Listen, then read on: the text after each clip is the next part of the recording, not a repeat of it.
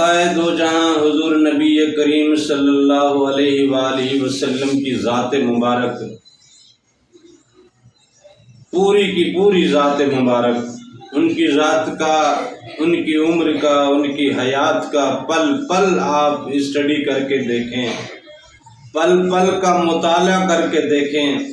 ان کی مکی زندگی کو دیکھیں، ان کی مدنی زندگی کو دیکھیں، ان کے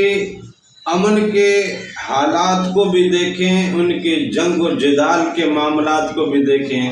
حضور نبی کریم صلی اللہ علیہ وسلم نے ہر پل، ہر لمحہ، ہر جگہ صرف ایک چیز کا خیال رکھا ہے کہ میری امت کے لیے راہیں ہموار ہوں، میری امت کے لیے سہولتیں بڑھائیں، میری امت کا ہر طرح سے اس دنیا میں سکہ چلتا ہو، میری امت کا راج چلتا ہو، میری امت کی فوقیت رہے، میری امت اس جہان میں بھی فوقیت پائے،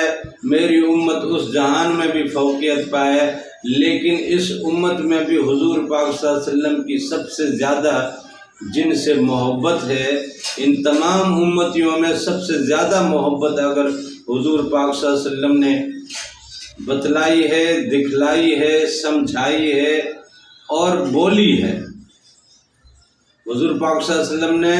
اپنی زبان مبارکہ سے بول بول کے اس بات کی تعلیم اور تبلیغ فرمائی ہے کہ میری امت کے غریبوں کا خیال رکھنا،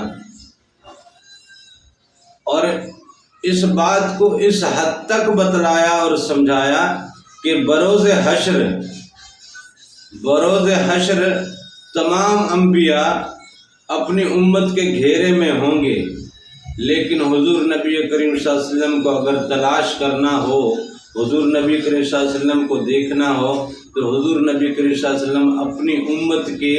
صرف غریبوں کے پاس ہوں گے۔ امت کے وہ غریب، وہ محتاج، وہ لاچار، وہ بے بس، وہ بے کس، وہ مجبور، وہ بھوکے، وہ پیاسے، وہ بیمار، وہ معذور، وہ محکوم لوگ جنہوں نے اس دنیا میں صعوبتیں برداشت کی، اذیتیں برداشت کی، تکلیفیں برداشت کی، دردوں میں زندگی گزار کے آئے، حضور نبی کریم صلی اللہ علیہ وسلم اپنی غریبوں کے، امت کے غریبوں میں ہوں گے۔ اب آپ اندازہ کریں کہ جب بروز حشر حضور نبی کریم صلی اللہ علیہ وسلم غریبوں کے اندر ہوں گے، غریبوں کی طرف ہوں گے، غریبوں کے پاس ہوں گے، تو آپ اندازہ کریں کہ غریبی کتنی بڑی دولت ہے، کتنی بڑی عطا ہے، کتنا بڑا انعام ہے کہ اس کی وجہ سے ہمیں حضور کی محفل ملے گی، حضور کی نسبت ملے گی، حضور کی محبت ملے گی، حضور کا ساتھ ملے گا، حضور کے جرمٹ میں رہیں گے۔